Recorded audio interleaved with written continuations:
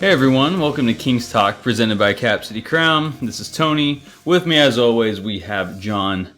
Last time we were talking last week, we left off with the Kings coming back to the Golden One Center on a 6-game homestand and promptly losing to the Hornets in that first game after splitting a 3-3 road trip, tough Eastern Conference road trip. So to come back, lose to the Hornets, beat the Lakers, which was awesome, but then you lose to the Wizards in another game the Kings should have won, and they just got absolutely blown out by Washington. But something else that happened in that game was Domantas Sabonis hurt his hand, and a report came out yesterday that he actually broke his right thumb.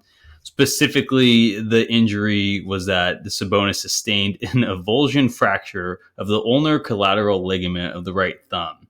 So I'm not sure what that means exactly, but the injury was confirmed through extensive consultation with the Kings team physicians and an outside specialist. And so Sabonis is listed as questionable for today's game against Denver. So I think that's good news in itself that he's questionable. I don't know how serious a avulsion fracture of the ulnar collateral ligament is, but if he's not missing time right off the bat, I think that's a good sign. What do you think? Yeah, I think, honestly, thumb is better than hand. You can, depending on what the extent of the thumb injury is, you can wrap it up. I mean, it's much easier to contain and to maintain the rigid, like keep your thumb rigid than your whole hand. Because, in football, it's like you break your hand, you got to put a club on. You can't do that in basketball. Yeah. You can totally play with a hurt thumb in basketball. So that is a big deal. It is his right thumb, too, which, Sabonis is a lefty. And that matters. Yeah. That totally matters. And it's one of those things where, I think you want him to play because you're playing the best team in the Western Conference. You're playing the best center in the league. And you want to be able to at least take one of these games. You'd ideally like to be able to protect your home floor. And if you're going to be able to do either of those things, you need Sabonis to be there. And so there's that aspect of it. But then there's also the aspect of, and again, this kind of comes down to the severity of the injury and the specifics of it, which we're not really qualified to comment on 100%. But the question comes up again, do you put a guy through a situation where it can get injured further? What is the risk of that? I wish we knew that off the top of our heads, but this report is kind of just coming out as we're recording this. So, but that kind of comes into question too. And questionable, he was listed as questionable a couple of games ago for his left hand played. There's a very good chance he ends up playing this game.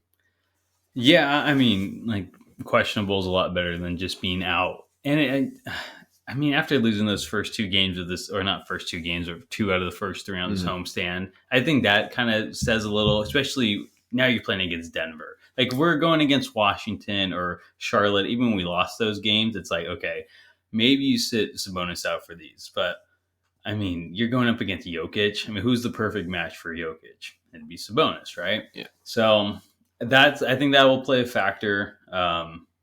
But we'll see. You said you don't want him to aggravate the injury. We already saw this happen to Fox earlier this year with his foot injury. Report came out saying that he's been playing through discomfort, and it was very uncomfortable for him. And so that obviously affected him. He had a pretty tough 10-game stretch, a few weeks ago where he just didn't look like himself, and I think the Kings paid for it a little. And they should have just sat him out, it seemed like, because he sat out once that report came out. So you don't want the same thing happening to Sabonis. It's like, okay, well, Sabonis is only playing 75% of himself for 5 games in a row. Maybe you just sit him out 2 and then let him get back to 100%. Maybe. You brought up a good point around the Fox injury, because we were talking about it. It's like, man, it seemed like such a no-brainer that you should have been resting him. But you brought up a good point that they were on a winning streak. They were winning basketball games, and it's like, wow, you wanted to keep that momentum going. Yeah, you that's true. Really, especially in an early part of the season, to get yourself into a good position going into this time of year, coming into this home stretch, which brings it tag teams perfectly into the Sabonis issue, because you really want to be able to clean up and get a pretty significantly nice win-loss record over this 19-game stretch where you're playing 15 of them at home, and you've already started off 1-2 at home, and you got a tough ticket here, 2 nights in a row, 2-game series like baseball. Yeah, and Jokic is on the mound both nights in a row. I know. And not only is it a tough matchup, but it's like a matchup everyone's been waiting for all year. Like Sabonis, Jokic. I mean, Sabonis is no Jokic, but man, Sabonis is having a really good year. They're 2 elite centers. Two elite centers, yeah. And so it's something that I know the whole NBA wants to see at this point, not just Kings fans, not just Nuggets fans. So a lot of anticipation for these 2 games. And so it would definitely suck not seeing Sabonis out there, especially if the Kings just get their ass kicked without him. But which we'll talk about. Yeah, we'll talk about it in a sec, because there's a possibility. There's a lot of questions that arise with Yeah. with a potential instance where Sabonis is out for even a couple of games. Yeah, but it does make me, feel a little better that it is his non-dominant hand, which is important, of course. I mean, he is a playmaker, so he needs both hands, to be the most effective. But you don't see. I mean, Sabonis can finish with his right, but it seems like he's more comfortable finishing with his left, at least in scoring wise. So that's good, but. It's a thumb, though. Thumb's different than your pinky. Like your pinky, you can tape it to your ring finger, but your thumb, it's just a little different. There's a lot of, in terms of grasping the ball, being able to make passes and whatnot. Exactly. Yeah, it'll take some dimension away, but even setting screens now, like your thumb probably gets bumped a lot. It could, yeah. Setting that screen. I mean, he probably wears some kind of brace and wrap it up, like some kind of plastic brace. I hurt my thumb before, and they wanted to give me a plastic brace. I'm like, no, I was a kid. I want to cast. I'm out for the year, so you might as well give me a cast. And the guy was like, all right. Well, what does plastic brace look like? It was a little like plastic thing. He's like, you just put a little bit of sports tape around it, and it just keeps your thumb in place. Now, again, I don't know what the specifics of that particular fracture is, but if he's questionable, he's a grown man. I feel like it would be something along those lines. It would involve some sports tape. Yeah. And these are professionals who, they're going to play through discomfort like Fox did. And then even taking it back to the Fox thing, it's like he had a foot bruise. Yeah. You're constantly on your foot. Now I'm kind of just interested to see. But it's interesting when you look at Fox's game log through that time. He had so many good games. So it was like, I know, one of those things where it lingered, and then it just must have just taken a downturn a week or two before he ended up actually, before it came out in the Sac B. Yeah, because you're right. Didn't affect him because he said it happened in the Magic game, and he went off in that Magic game and hit that game winner from half court. And he had a great stretch following that too, but it was towards the end, and it's like, oh, okay. Maybe it just caught up to him. I don't know. And it was the game before that Magic game that he hurt his knee, remember? So it was always weird Charlotte, that it was another... Because he missed the game before the Charlotte game. Because he came back. He missed the Heat game in Miami. Yeah. And then he came and they lost that game on that Hero call. Where they didn't call the travel on Hero. Yeah, but when are they ever going to call that? Yeah, it's fair. Now that we have a couple months removed, let's go back to that. No. Let's see. Acute traumatic avulsion or rupture of the UCL. Frequent sports injury, if not diagnosed or treated early. May lead to chronic instability, pain, and a loss of pinch and grip strength. I don't know. How do you fix it? Surgically or non-surgically? Plastic or a plaster or splint. Immobilization. So what you were saying. Yeah. I don't know. I mean, I think Sabonis as a competitor too, maybe being compared to Jokic so much this year, he wants to go out there too. And these are important games. I think that's just icing on the cake because now you read that, it just seems like, well, it's not going to be any better tomorrow than it is next week. It seems like maybe that's an exaggeration, but a couple of days later. Yeah. So I think he's going to play both games. He's questionable. I just think that says so much right there. Yeah. It was like Like I'm I glad. thought because we were sitting here ready to record, and the report just came out, and so Tony read it, and I was expecting like out 2 to 3 weeks or out a month or something like that. And I was just like, I was expecting 1 to 2 weeks. And he just finished. Yeah, he's questionable for Tuesday's game. I'm like, yeah, that's not bad. Yeah. What'd you do to your thumb when you heard it? What was the injury? We were doing a pass. So it was that was what, the 7th grade? I think that was so. The 7th grade. Yeah. The 7th grade, we were doing a passing drill where each guy, you have kind of like a line behind, so each guy lines up at each of the 4 points of the paint, and you're doing like passes across, and then like it's like a passing drill, and someone steps up, and then you move to another spot, and it's this constant motion thing. And the whistle got blown, and one of the better players on the team, which means he gives good crisp passes, hit me with one right after the whistle got blown. So I was kind of a sheeple little kid. So when the whistle got blown, I was right at the coach. I was looking right at the coach, not looking at the ball, and it went right into my thumb, and it broke it like somewhere in here, like under the fingernail.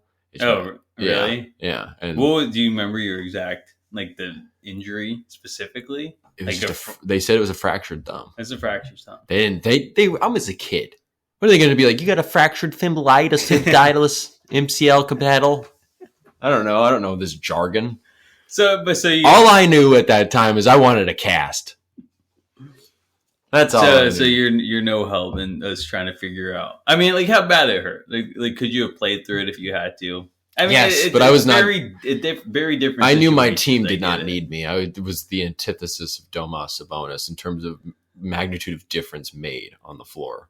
I made a bigger difference by not being active because you had to play at that level. So they had to play me. Oh man, we got to put him on the floor. That's 60 seconds of 4-on-5. He has to enter the game once, and you go in for like 5 seconds, and there's an out of bounds. Like, I pull him. Dead ball. That happened one time. Dead ball. That happened one time when I was when we were playing. I mean, we were on the same team together. Yeah. And me and a couple other kids at the end of the bench, we were trying to figure out who would play the most. And one kid played 20 seconds. Yeah, I remember that. And I'm not going to say his name, but this is exactly who you would have thought it was.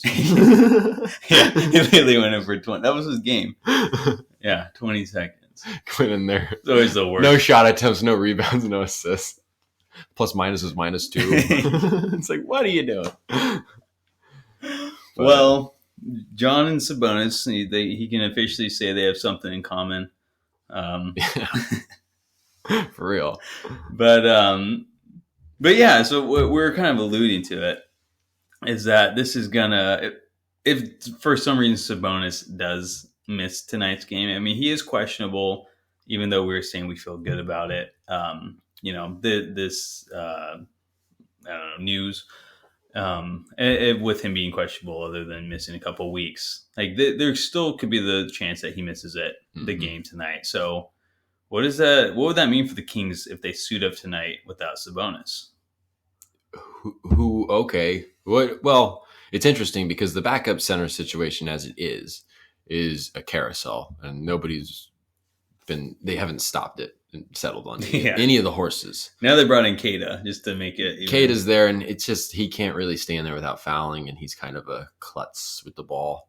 Still seems like he needs to iron out and kind of grow. It almost seems like he needs to grow into his body still somehow. I don't know, how old is he? I mean, he must be like 22, 23. Yeah, which is, you kind of should be doing that already. But that's like one of the biggest critiques about him is, even as he looked so good in Summer League, he was still so awkward and still so not fundamentally sound. And he goes out there and he fouls. He plays 4 or 5 minutes, he's got 2 fouls. Yeah. I mean, he did a little bit better in his what was that last game? The Lakers game, or he was okay in that. He was decent. He was because the bench unit came in and they were kind of getting that energy, and it almost felt like Keita was like just a bigger Metu. Yeah, it kind of seems like what he is, and so it's like almost like, yeah, Keita is almost like a replacement for Metu, if anybody. Because to be fair to Metu, it's like Metu's more of a power forward than he is a center. Oh, 100%. Yeah, it's just like, he's a small ball center. It was funny because like Mark Jones kept calling, he's a small 5. And I'm like, well, he's their backup 5. I know. he's their backup 5. But in terms of a game where Sabonis is out, knowing that that's already an issue, I mean, you're not going to start Keita or Metu. You're going to start either Holmes or Len. And I honestly, between those two, I think you probably start Holmes because Holmes is probably going to play better as a starter. That might be the issue, right? Coming off the bench. Yeah. I mean, there was no issues with Rashawn Holmes in his Kings career until he started coming off the bench.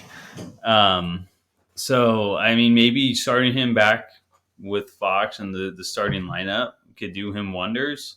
I don't know. He still hasn't convinced me yet. I know that they're giving him a little more playing time, but yeah, it's really just the bench, the move to the bench that seems to be his problem. But I don't know. He still has a lot to prove. But you also have Alex Len, who really hasn't played much this season at all. And I remember when Sabonis went down last year with that knee injury, and they kind of just shut him down for the rest of the season. The Kings had a game against the Nuggets, and I believe he actually got the start. Well, I think Holmes was out too. Yeah. But, I mean, Jokic is a bigger body.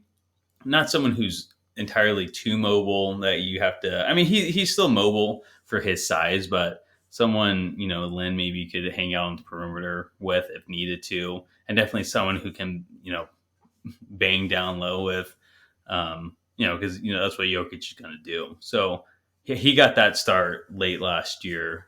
So I could see him maybe getting the start too. But again, Sabonis or Holmes weren't available that game. So I could see Holmes getting that start. I would hope it would be a good audition for him. Maybe the King, the trade deadline's coming up in 2 months now, and less than 2 months really. So maybe they're. It would be interesting because it would be interesting to see if he could get a rhythm that way, Holmes in the starting lineup. Because I feel like it's almost interesting to think about what the strategy could be, because you could start Holmes, play him 5 minutes in the first, then bring Len in, kind of finish up Jokic in that first quarter. Yeah. Kind of try to attack him, maybe try to run the floor a little bit more, and then maybe have Len on tap. Maybe don't plan on going to Len early, but have it ready, and then have Len bang with Jokic. Because we talked about it at the beginning of the season. What's the purpose of having Len there? Well, Len is more of a third center. He's more of a guy that you call on upon certain matchups, maybe when you need him. Yeah, like Jokic. And it would be matchups exactly like Jokic or somebody that big. Or some of those Eastern European bigs. Jokic, get him in there, man. Valanciunas, there you Nurkic. Go. Serbia and who else? And Ukraine. There you go. Who do you know the Denver's backup? I was just about to ask that question. Look that up. It was Cousins last year. Yeah. I don't. They got DeAndre Jordan, right? Yeah, I think they do. Yeah. Which is a guy who's gonna be down low. Yeah, will not. So honestly, Holmes and Len would be probably just your 1-2. I feel like because Len still worked. He hadn't played. He seems like the only guy of the backup center 4, that hasn't really had a chance to play because he kind of got sick there at the end of that road trip. And then you talk about Lyles lost kind of like a step or two being out for a couple of games. I feel like it's probably even harder for a 7-footer to get his, have his, you lose 3 or 4 days being sick. Your conditioning probably takes a way bigger hit. It's probably harder to climb back as a bigger guy. So he hadn't really been able to play it. I feel like getting some practice in I know that they practiced on Christmas Eve, probably practiced today. I'm not 100% sure. I'm not sure either. And so, he's probably worked back into things and is probably ready to go again. So I wouldn't be surprised if, even if Sabonis is playing, I wouldn't be surprised if Len gets called upon for primary backup minutes, at least in these 2 games. Yeah, Metu against Jokic. And I'm looking at the backup centers right now for Denver, and DeAndre Jordan is on the team, and I don't know what's going on in Denver, so I'm not positive, but the Nuggets did play on Friday. That was their last game, and DeAndre Jordan had 0 minutes. Off the bench, you had Jeff Green, who might be doing center minutes, like small ball 5 kind of guy. And then you also have a guy named Zeke Nanji. I Didn't Denver play last night? I didn't see. Didn't they play Sunday? Are you on basketball reference? They did play last night. Or 2 nights because Aaron Gordon had that freaking. Oh man, yeah. He had that freaking dunk, man. So it looks like DeAndre Jordan didn't suit up, which is interesting because people have been comparing that Aaron Gordon dunk to the DeAndre Jordan dunk when he was with the Clippers and he just laid out Brandon Knight. Yeah. No, you know what the Aaron Gordon dunk reminded me of was that Anthony Edwards dunk that got called off last year. You ever seen that one? No, I don't. Oh, If it got called off, what the hell? it was like one of those. It got called off. I don't know if it should have been. Was it a charge or? Yeah, but it was the guy was rotating in late. His foot even might have been on the cylinder, or yeah. But I don't know. No, I'm looking. DeAndre Jordan didn't play last night or 2 nights ago. Nanji played 9 minutes, and he's the only guy above a shooting guard. How big is Najee Harris? Najee Harris. His name's Zeke Nanji. Oh, my bad. Najee Harris is the running back for the Steelers. Well, hey, man, Merry Christmas. This is a sports mashup. He is 6'9". He's a power forward, so he's 6'9". He's a forward center. He's averaging 3.7 points a game, 1.3 rebounds. Well, we thought Metu would match up well against who's because the fucking the Raptors have their center situation is essentially a bunch of Metus. No, but talented. But in terms of like they got like Boucher. But in terms of like what length they use length more than like vertical height. Who? What is that Coloco guy? Do you remember the Coloco guy, dude? I don't remember his name. Now I feel like I don't know what I'm talking about. On Toronto? Right? Don't look at me like I'm an idiot. Okay, maybe I'm just crazy. I know. Don't they still have Chris Boucher? Who's their starting center? Siakam. So he is their starting. Maybe I'm just the crazy one. No, well, I remember you're saying Coloco, and I'm just thinking Bruno Caboclo. Well, I just said Najee Harris was on the Nuggets, so take what I say with a grain of salt, please. I mean, Zeke Nanji, I've never heard of him. Neither have I, which explains why. I feel like nobody's gonna dog me for that. Let me see the Raptors. Their backup center. Okay, Chris Boucher's. Yeah, no, you're right. You're right. Christian Coloco. I wasn't sure if his name was Christian. No, you're right. Christian Coloco. Yeah, I remember him now. Yeah, because he's like what 6'9". You're right. He was very lanky. Yeah, because so is Siakam and so is Boucher. And that was what's so disappointing about Metu in that game. That's why that's why Holmes got minutes. Yeah. Metu looked like absolute. I know Metu kind of just. Metu just like felt. I don't know. It seemed like he just.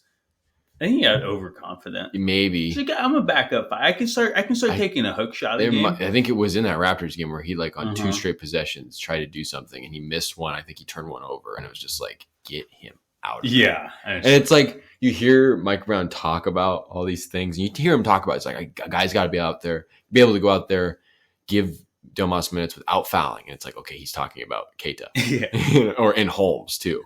And then he's like talking about they got to play within the game plan, but they got to play hard. And it's like that's Metu because he doesn't always play within the game plan. He plays outside himself. I feel like he tells he just grabs all the backup centers before the game. It's just like just don't fuck up. I feel like that's his one thing he said. Go with the flow. Yeah, please. Don't you shoot the ball. Hands up on defense. Yeah, hands up. Just stay out of the restricted area, but protect it. You're not going to score. You're not. Unless you're getting alley-oops, you're going to earn it. Unless you're getting wide open alley-oop in transition. But Mike Brown made a great point. It's like, you're playing 4 to 6 minutes a half. That's not a lot of time. You better be playing hard. Yeah. And that's another thing that happened to Metu. Is Metu is playing so hard. You talk about him getting overconfident, even more so than him taking shots that are out of his, outside himself, I guess, to use that again. It's just like he kind of lost a step energy-wise. Yeah, he did, yeah. And I feel like part of it had to do with the kind of bench going through a bit of a swoon. But we even were pointing out at that time, it's like, well, that just shows that Metu is kind of he floats in the top.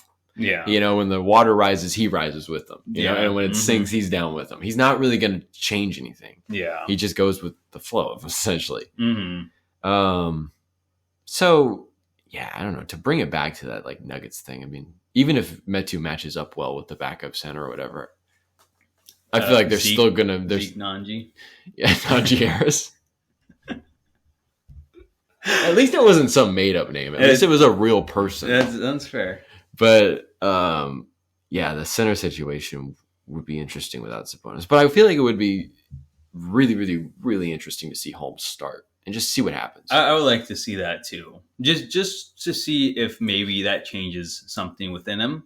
And maybe the team like Charlotte sees that. Yeah. And they're like, oh, we could actually use that. Oh, he's still got it in him. Yeah. You know? And you know he does. It's just, yeah. I really would hope it would unlock him. And this is just still all maybes because Sabonis is questionable. So who's Utah's center? Is Mark Hannon their center or is he their power forward? I don't know. I don't know. Is it that rookie? The rookie at Auburn? They got him in a trade in the Donovan Mitchell trade. And I think he plays a lot, and I think he's been pretty impressive. The Donovan Mitchell. Maybe I'm making it up, but the guy's name is Kessler. I think is his last name. I don't think Kessler.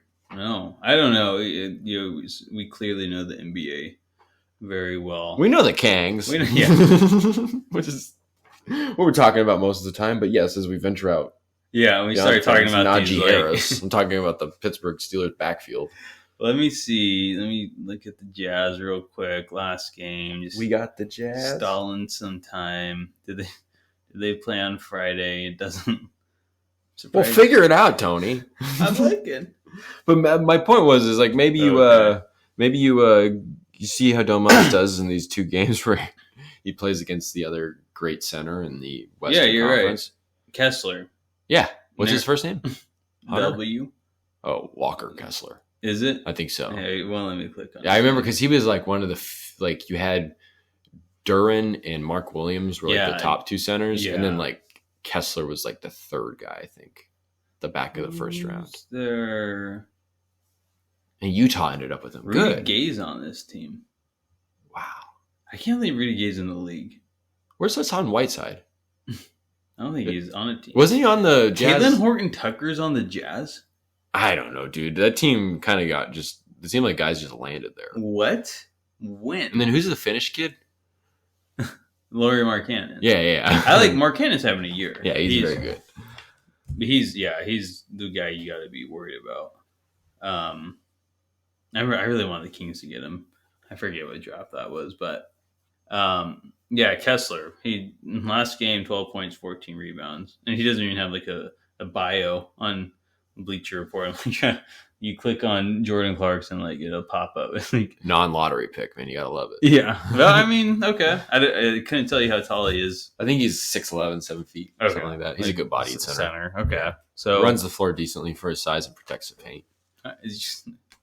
You know him? I think that's what I read in his draft profiles. He just kind of would pass him up. Sometimes. Walker Kessler, you say? Yeah. And Zeke Nanji? Zeke Nanji, yeah, not Najee Harris. Walker Kessler. Anyways. But yeah, I mean, like that, because you're not going to start. Yeah, he's a handsome guy. Walker Kessler. Walker Kessler from Atlanta, Georgia. 7 feet. Yeah, 7-footer. He's first round. Give him some credit. Hell yeah. Pick 22. He's a good player. Yeah, Auburn. He called it. So, no idea about this guy's game. Like John does his analysis. Yes. If I don't know what the heck's going on in the rest of the NBA, I know what's going on, I guess, with the kids out of Auburn. Yeah. I tell you what, I keep getting older. They stay the same age. No. But, I kind of like talking about this hypothetical. No, I don't like talking. I don't want to say that because people are going to be up in arms over that. I don't like talking about it, but it's fun to talk about. It's interesting. It's thought-provoking to think about what would happen if Sabonis wasn't there. And this would be where it gets less fun because it would be pretty ugly when you start thinking about an emergency plan for a play style overall, mostly offensively, obviously, but even as an anchor defensively. Overall, what would happen if Sabonis wasn't there? And if you're talking about home starting, would you be seeing a team that looks a little bit more like Luke Walton's teams? Or you would have to. I mean, the offense runs through Sabonis. He is the offense of that team, and Fox is kind of his like score first guy. Like he's gonna get his buckets on his own, and he's a good playmaker, but nowhere close to Sabonis's level, right? So, and then you take out Sabonis himself, and he's a good scorer outside of his playmaking. So now the load's going to fall all back on Fox, minus like a good scoring center you can run a pick and roll with. So I don't know. Fox, if Sabonis does not play tonight or tomorrow night, it's just going to be. I don't know. I honestly would have a hard time believing the Kings would win unless Fox just really steps it up, and that's something I think Fox has struggled with lately, is stepping up when he's needed to. But I don't know. It's gonna the bulk of the offense and the workload is gonna fall on him, and it's gonna see if he can step up. And he can't just step up. He's gonna have to take it to the next level to beat a team like the Nuggets. Are they? I mean, I'm assuming they're the first in the West. Yeah. They're really good. It's gonna be a tough game. Yeah. I mean, I would hope Fox. I think you were saying this before the podcast started, but I mean, if this is the time, because he kind of fell out of favor with his All-Star, maybe All-Star bid this year, just because of that 10-game stretch that brought down his numbers. But if Sabonis is out, this is his time to maybe up that bid a little, show like, hey, you know what, I can take over this team if needed. Because Sabonis we had this debate earlier this year where it's like, who's the better player, Fox or Sabonis? And we're kind of like back and forth for the first 3 weeks. But for the last month, it's like, it's Sabonis. And just think about the conversation we're having. Yeah, exactly. What would they be doing? Like without Fox, they figured it out. Exactly. So like Mitchell, Monk, guys like that can kind of fill in for Fox in a certain way. Yeah. And then in a certain way, I feel like if Sabonis was out, I would be asking, man, I feel like Monk would be playing like 40 minutes a game. Yeah. Because you need that extra facilitator out there. Yeah. You'd almost feel like you'd be playing smaller. You would have to. Because Monk's your next best facilitator between Fox and Sabonis. Yeah, he honestly might be better than Fox this year. Yeah, honestly. And Mitchell Mitchell wasn't too bad at the end of last year. No, yeah. And Mitchell steps up in certain situations. Yeah, I feel like he has a tendency to do that. Yeah. And he's a great starter for some reason too. Yeah. Mitchell. Yeah. I'll score 30. And he's always setting the tone defensively. It makes a big difference. It really goes a long way. Yeah. But it would be so ugly though. I'm sorry. It would just be so ugly. I don't know what they'd have to be in such a high tempo all the time. Yeah. They could not get in the half court because once they do that, it's just like, even when you see them with Sabonis doing that lately, it has not been pretty. So It's like without him, it's like, yeah. Now everybody's guarded by their guy. There's no open man. Nobody's collapsing on Sabonis. So that'd be a problem. And they'd just be collapsing on Fox. So you'd have to hope that they're shooting over 40% from three. and we're talking about all this and saying it out loud and just like, that's not good. Yeah, Sabonis is playing. Yeah, Sabonis has to play. Yeah, he has to. Like Mike Brown's like, you can play, and Sabonis is going to go, yeah. He's like, he's not going to question him. No, you can't. You're all right. Not against the Nuggets. No. Yeah, you have to. You don't have to, but especially after those Charlotte and Washington losses, you have to split these two games. It's huge. Maybe if they win tonight, maybe Sabonis like, all right, like my hand hurts a little from banging down with Jokic all night. Whoa, what were you doing with Jokic? Dude, he was getting down. Has Nikola ever looked in your eyes? They're beautiful. They're beautiful eyes. Those Serbian eyes. But maybe you sit him. Maybe you sit him after if you win the first game. Yeah, I don't know. Because I mean, he might feel something after a game. That's a good point. I can and if they can walk away and win one game against the Nuggets, I mean, it's pretty good. But again, if you're talking about being the team that you want to be, if you were in a playoff series against, I don't care who it is, and you had a home court advantage, and you had those first two games at home, you have to win those first two games. You've got to find a way to do it. So I feel like even just if they win a game, they got to go just as hard to win that second game. They got to prove to themselves, and they got to prove to the rest of the league that they're like dangerous. That beam is lethal. That beam will blow up your house. That's fair. I don't know. I feel like I'm a realistic that kind of escalated guy. Quickly because I was just commenting on what you were saying in terms of like, well, because that's kind of smart. I mean, like that's just in terms though of under the circumstance of maybe Sabonis feels a little sore or feels a little tender on his thumb, you know? Yeah, which would be smart. But again, it's like bring it. I say don't risk Sabonis' injury. If you, That would be smart. it would be smart, and I don't know. At the end of the day, maybe not something Kings fans want to hear. You give me Denver Kings in a 4-game series. I have a hard time seeing the Kings winning that. At least right now. This is the first year the Kings are trying to get into the playoffs. To me, that's the number one goal. And whatever they do afterwards, it's just, Yeah. icing on the cake, right? I don't think you're crazy for saying that at all. No. But And, it's hard to admit. But, I think the Kings aren't so much worried about focusing on, all right, it's proving to the league that, look at us. They are in that sense, but they're not trying to say they're a top 3 team in this league. They're in the stage in it's not rebuilding process, it's just the process of trying to make the playoffs, being we're here, we're gonna put up a fight, and we can be, we're gonna make some noise, real noise too, not just we can beat the Sixers one night and then lose the next 10 games. Well, can they beat the Sixers? It's another great center. Yeah. This is going to be the backup center, regardless if Sabonis is playing or not. That's just going to be exacerbated by another good center matchup. Dude, can we just appreciate? We're just talking about Sabonis so much. Just appreciate how good he's been. He's so good. He's been insane. I was thinking about it earlier today. I was like, man, Mike Brown is this defensive coach, and it's you think if I were Mike Brown and you had were presented with 5 different centers maybe or something like that, and one of them was Gobert and one of them was Sabonis, and it's just you'd think the defensive coach would go with Gobert. I feel like Mike Brown would go with Sabonis because it makes his job so much easier. Yeah. He doesn't have to worry about the offense. No. Just say, Jay Triano, call the play, and Jay's got a freaking pencil or something he pulls out of his pocket, and he's like, I got to play here, and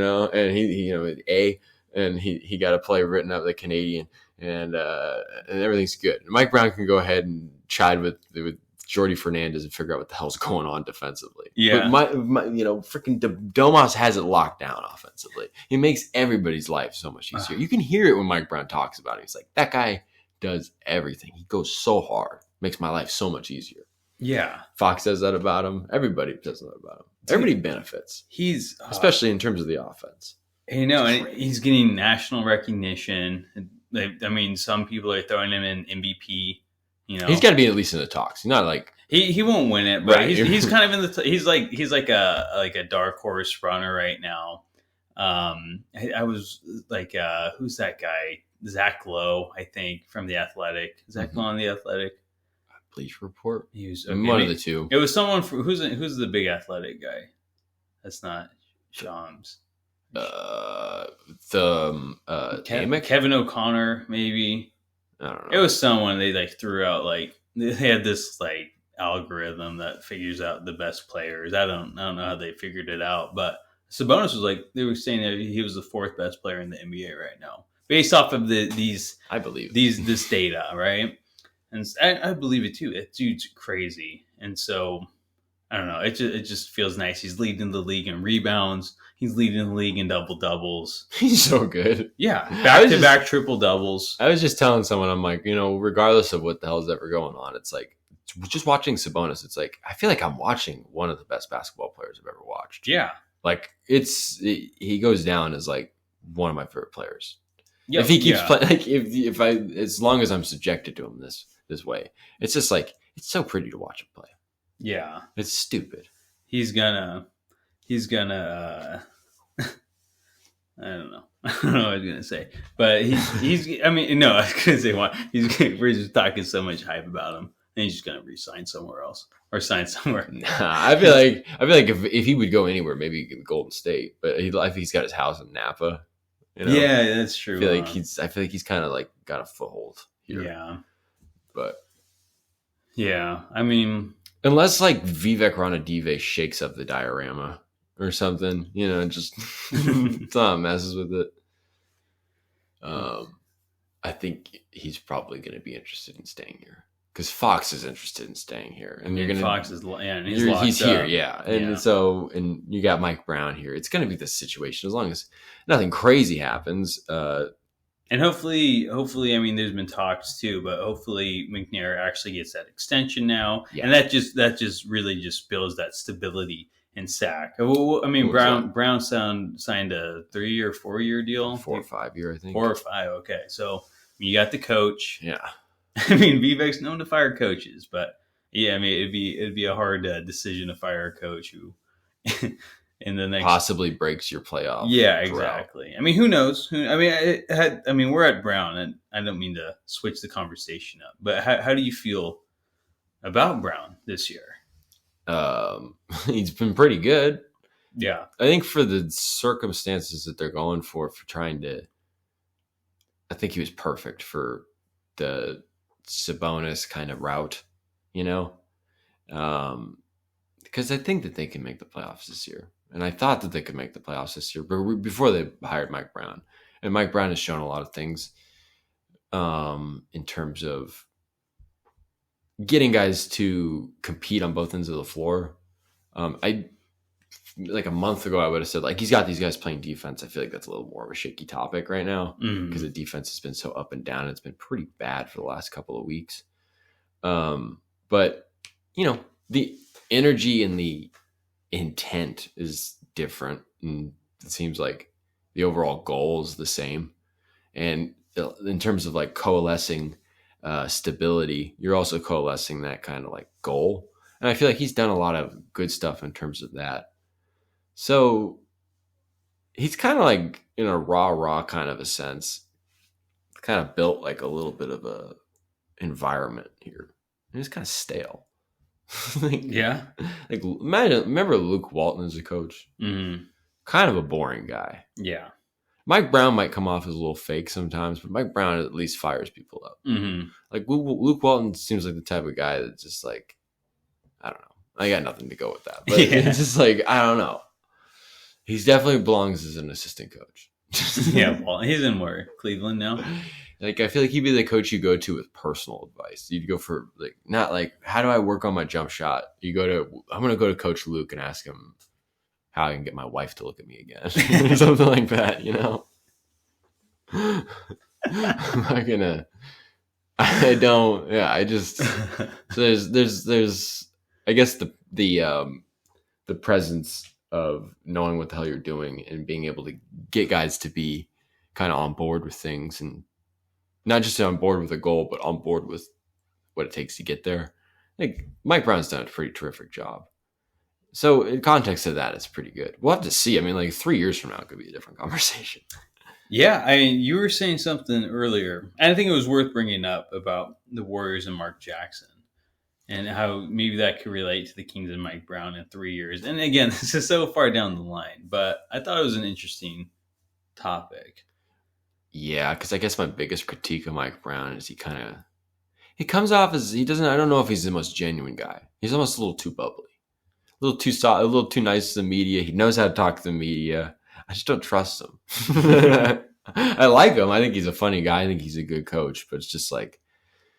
I always wonder, because especially when you think about his time with Cleveland, that first stint with Cleveland, his players ended up kind of lost respect in him, and it was for different reasons than what I would maybe imagine could possibly happen here. But you know, he stands up for his guys a lot, and he goes pretty far to do that. He gets thrown out of games, violently approaching referees with profanity or whatever he got fined for. Mm-hmm. That was a crazy video.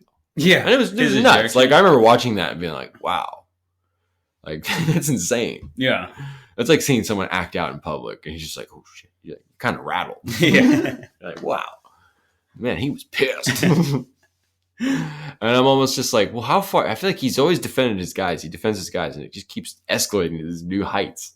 I'm like, "Well, how far does that go? How can you go beyond that? Like, how much are you going to do that?" And our guy's going to always be like, yeah, this guy's standing up for me. Or someone that's there for a while, especially if you're trying to build a foundation. And these are just questions. I'm not doubting him. Yeah, and we're not trying to like. But does the point come up where he puts himself in a position where he's not as vibrant of a defender of his guys than he was maybe just a little bit ago? Like, could there be a challenge to maybe being a little too rah-rah? Maybe that becomes disingenuous and guys whether it is disingenuous or not, maybe guys see it that way. You see what I'm saying? Yeah, no, I hear you. Like, you couldn't go so far. It's just like, it's like, I always compare it to Jim Harbaugh. Jim Harbaugh is perfect for college football because guys are only there for 3 or 4 years and then they don't have to deal with it. But you're there for like 3 or 4 or 5 years and you're a grown man in the NFL. You're like, this shit gets kind of old. Yeah. Like, how you're not that serious. And like, you saw it with the quarterback change, it's like, oh shit. Like, I mean, like, ultimately I feel like, like the decision, I don't know if there was a right or wrong decision. I feel like that doesn't matter. That's not what we're talking about here. But the thing is that there is, like, guys were watching what you're doing. And it's just like, especially if you're calling so much attention to yourself as being this like media doll and you're being this, I'm protecting my guys. And again, I like Mike Brown. He seems like a good guy. And I'm not saying that I expect anything like this to happen. I'm just saying I feel like he puts himself in danger to get called out as maybe disingenuous or as a phony. So, in that aspect, I feel like that's kind of like... No, I like that because, I mean, Mike Brown, and if I only have good things to say about Mike Brown, and I mean, it's why the Kings are 17-14 through 31 games. Yeah, but I think maybe I think it's important to not bring up something. Yeah, he isn't perfect because it's not going to be perfect. And exactly, there's going to come a day where this team loses a playoff series and people are going to be calling for him to get fired. Yeah, exactly. It's going to happen. Mm-hmm. I mean, like, if things go well, he should be so lucky that he does that. But yeah, I just feel like it's interesting. It's interesting to talk about. It is. Because even as the Kings are struggling right now, I don't think it has anything to do with Mike Brown. I just think that there's some personnel issues and guys are still learning. Mm-hmm. And I feel like even when, like, you think about like the 3 games and 4 nights over Thanksgiving, like, they look pretty crappy in 2 of those 3 games. Mm-hmm. And one of them, you get it. It's the second of a back-to-back. But it's like, then they went to Boston. It's just like, it almost seemed like by the midway through the third quarter, they'd let go of the rope. There's just no chance they were going to win that game. No. But you felt like they learned something from that. They came back and lost to the Suns, right? Yeah. That was another kind of like, ugh. But then they bounced back and won like 6 straight or something? 5 straight? I think 3 straight. That's still a winning streak. Yeah, I think they came back, won 3 straight. Yeah, Indiana, Los Angeles, the Clippers, the Bulls, and then they went on their 6th-gamer on the road. Yeah. I feel like there's been lessons in everything. There has. So, I don't know. But just Mike Brown. Doing a good thing. Just don't get your head in the clouds. I think that's something fair to bring up. It's so early, and it's so early on in the season in his career as a coach not his career, but his tenure in Sacramento, and so it's easy to get lost and like, oh, Mike Brown's the truth, right? And it feels like now we're just like talking shit. Well, because I do think that right now he would be my front runner for Coach of the Year. Oh yeah, 100%. I just think it's important to bring up all aspects of Brown. At the end of the day, right now, he has an A+ in my book. He's been absolutely fantastic for a team like the Kings. But you brought up that point to me, and you're kind of discussing with me. And I think it's important to put it out there. Yeah. Because, again, something's going to happen. We're 17-14 right now, on pace to make the playoffs for the first time in 16 years. But it's a long journey, and something's going to come up, and the blame will be put on Brown. And we just want to be able to look back, and because it's interesting, we're putting ourselves at such an advantage to where if a situation that we are kind of hypothesizing ends up happening a year or 2 or 3 from now, we can go back and be like, look, we said it. Yeah. And then if it doesn't happen, nobody's going to flip and remember. And we just let it get buried in the sands of time. Exactly. So this only benefits us. Yes, as it should. But one of the things I was thinking about over the last couple of games, because we were talking about it last week, because we were concerned that Barnes might miss some time. Now he didn't. He ended up playing and played all right. Yeah. But I still can't help but thinking about the backup behind him. Because you think about it and you're like, the backup behind him is Terrence Davis or Trey Lyles. You're either going down in size or you're going up in size, Yeah. And it's not really a backup. No. It's like Akpala maybe, but he's not a nightly minutes guy. Not at all. And I don't know. Like, The backup center obviously has to get fixed because we were just talking about a potential emergency alert where Sabonis gets hurt and you have so many options, but you also don't have any. But it would really be, at least you have names, you have bodies to throw out there. I feel like if something happens to Harrison Barnes, you're kind of hoping that Keon Ellis or somebody like comes up. I have no idea. Like, yeah, that's a great point. Like, if Sabonis gets hurt, like, okay, like, at least we have actual centers. Yes. Like, we can throw out Lynn, we can throw Keita, we can throw even. I mean, I don't even really count Metu as a center, but he's been doing it. So you have Metu, you have Rashawn Holmes, your starting center for the last 2.5 years in SAC before this year, and so yeah, like there really isn't. There's like no one's a small forward first player in this organization. Honestly, the next person behind Barnes is probably Keegan Murray. Yeah, you're right. No, I'd say Herter. Herter? I would say. Really? I think I was reading that Herter played more small forward than shooting guard in Atlanta last year. Oh, yeah. So, him, I guess. He was a starter. And I think he's starting shooting guard, but he probably played. I don't know. It sounded like Herter. Bogdanovich coming off the bench. Yeah, you're right. I forgot about Bogey over in Atlanta. Is he coming off the bench? I think he's a starter. He might be starting now, but when he was playing with Herter. I think he might have been a starter. Maybe I'm crazy. I like I said, I clearly don't know. I think I'm just going off of what I remember when the Kings got Herter, and I remember looking at because it seemed pretty clear that Herter would be the starter because he had more starter experience than Malik Monk. That's true. Anyways, what were you saying? Or was I saying something? I don't remember. We were kind of talking about who the next real small forward is. I mean, it's either Akpala or like. If you're talking about someone that you'd actually want to play, Keegan Murray or whatchamacallit, Kevin Herter. Yeah. And that wing position is so interesting because it just depends on what's the other guy doing and what's working. Yeah. Like, do you want to go? But that's what makes. I'm looking up stats. Kevin Herter's position last year, according to Basketball Reference, they had like the position that says games and stuff. Last year, it says he was primarily a small forward. Okay. So, yeah. Just bringing that up. All right, we get it. You made your point. But, yeah, I mean, if Barnes gets hurt, I mean, it still opens up a big issue. Maybe you're starting. Okay, so you start TD at the 2 or whatever, and you have Herter at the 3. Like your starting lineup's going to look okay. Mm-hmm. Like Terrence Davis, when you think about him in that context, is really valuable. Yeah, super valuable. Because when Herter missed a game, it's just like you don't have to mess with your bench rotation at all. You just slide Terrence Davis in there. It's nice. But what's going to happen in that bench unit? Yeah. Yeah. Who's your backup? Yeah.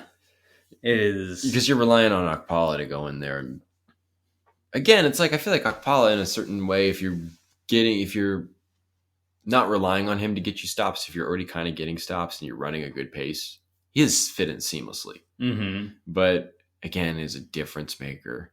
It's hard for him to go out there and make a huge difference. He can go out and give a guy a different look and slow a guy down, but I'm not taking that ability away from him. But I don't know. I feel like obviously the team would struggle. We were just talking about they would have so many issues in terms of their offense if Sabonis got hurt. But it's like personnel-wise, they don't really have a lot of answers or possible answers. Yeah. And you just hope Barnes doesn't go down at this point. Yeah. It would. I've said it once and I'll say it again. It was such a mistake cutting Bazemore. It's a legit guy who can fill in behind Barnes. Like you don't have that.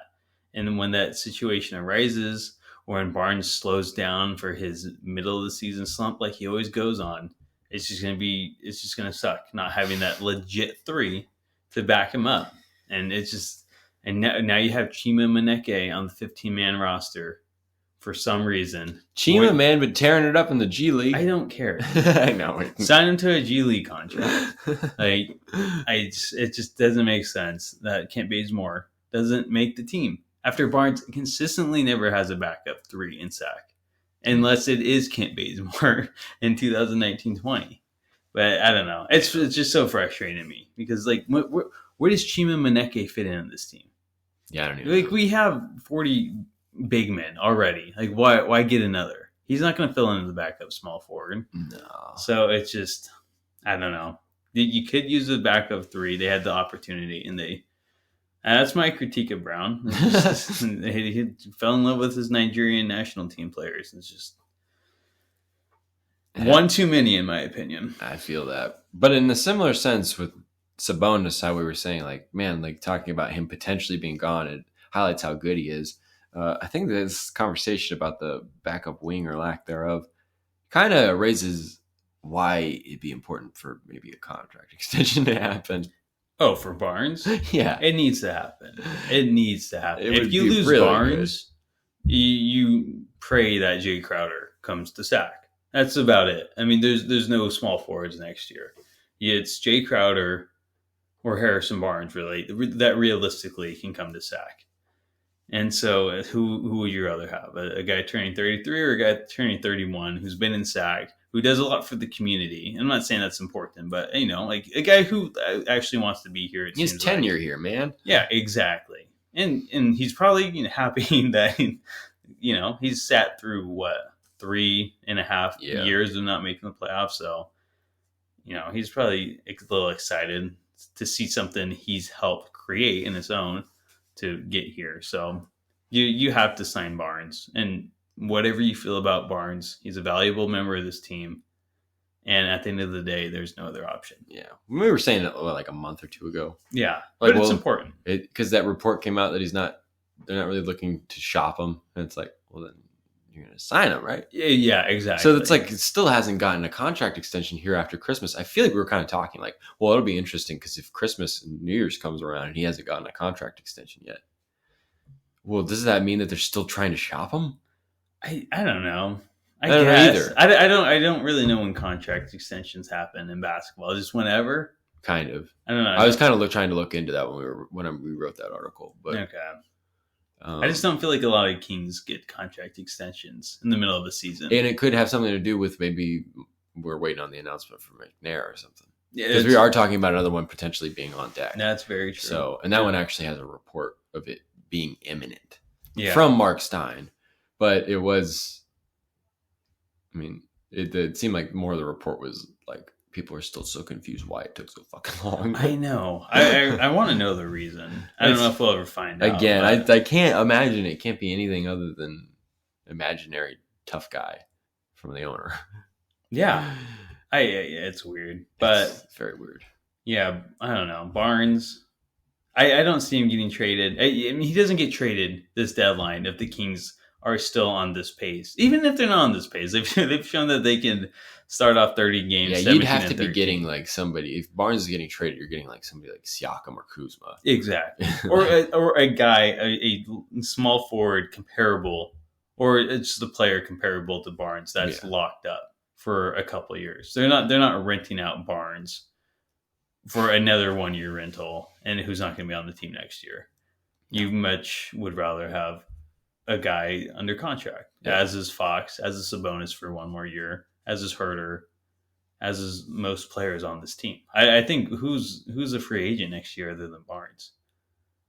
And at like a big name. I don't think none of the starters. None of the starters, no. They're all locked and neither up. is Monk. No, yeah, because Monk signed a Lyles is a free agent. It's Lyles and Metu, I think, and Davis. Terrence Davis, yeah. I think you trade Davis at the deadline. He's shown he can be valuable. And he, I love Davis. But I feel like if you're going to make any move, it's probably going to involve him. Yeah. And he has a decent sized contract. I think he makes like $6 million a year or so. Yeah. Nothing crazy, but it's like one of those, like, trying to bring in a guy who makes 10.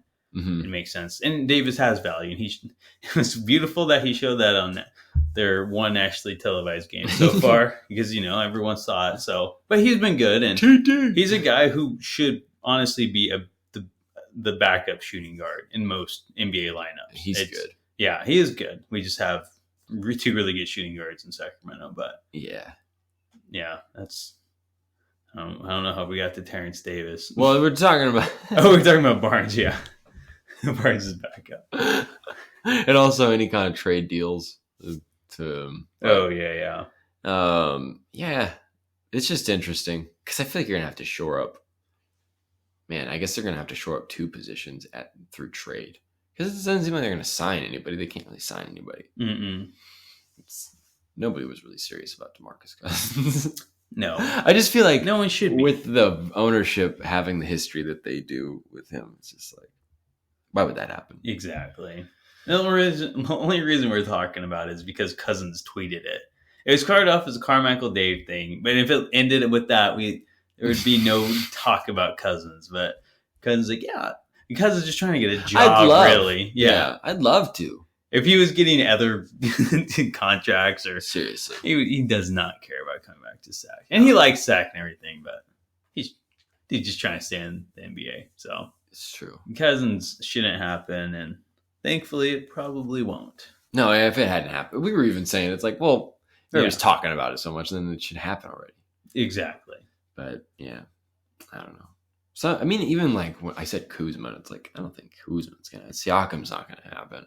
No, like that would have to be. Does have to be draft picks. Yeah, or also Keegan Murray. Yeah, you're talking about a situation too where if you got Kuzma, is Kuzma going to play the 3 or is Murray going to play the 3? Murray. Yeah. I almost feel like Murray. You almost want a more dynamic team with Murray at the 4. Yeah. You're kind of just replacing. Keegan Murray could be a Kyle Kuzma in 2-3 years. Yeah. So kind of like that undersized 4, but still, playing that undersized 4 well.